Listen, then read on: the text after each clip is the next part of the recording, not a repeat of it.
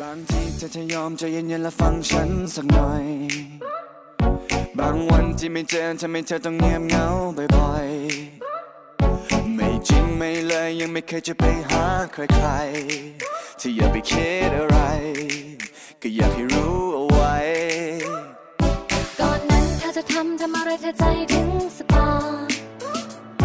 ตอนนี้เธอจะทำอะไรฉันใจหายตลอดไม่ดูไม่แลและไม่แค่เธอจะให้ฉันยังไงก็จะไม่คิดอะไรแต่ฉันคิดได้ไหมก็เครื่องมันแฮงไม่อย่างนั้นก็เน็ตกาดเฟซมันลงก็ไลน์รั่วอย่าคิดมากอยากสื่อสารไม่ต้องพึ่งนกพิราบแค่คิดถึงทำแค่นั้นฉันก็ทราบจะไปอยู่ตรงหน้าจะไปหานั่นแน่เธอจะอยู่ที่ไหนจะเปิดไซเรนไปหาเธอแน่แค่คิดถึงฉันเอาไว้ไม่ได้อยากถามแต่แค่อยากรู้ว่าเธอยังรักฉันไหม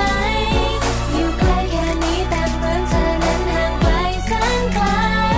ใจเธอวันนี้ไปเป็นของใครหาไม่เจออยากอ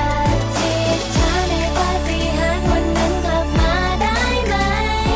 มีเธอมีฉันไม่ว่าเรานั้นจะอยู่ที่ใดแค่หลับตาลงลืมตาเมื่อไรก็มี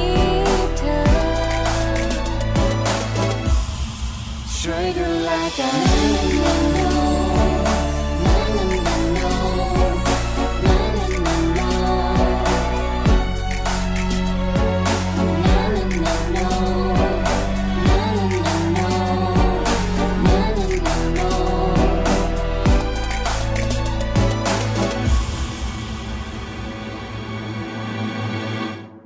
ก็เธอยังเป็นเธอคนเดิมๆที่ชอบคิดไปเองและเธอยังเป็นเธอคนเดิมๆคนที่ง้อไม่เก่งแค่คำเดียวเป็นอะไรที่มันพูดไม่ออกก็อยากจะซึ้งจะบอกแต่เธอพูดก่อนไหม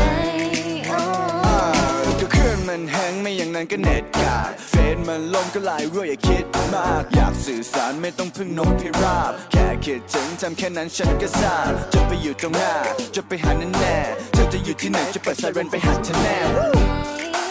แค่คิดถึงฉันเอาไว้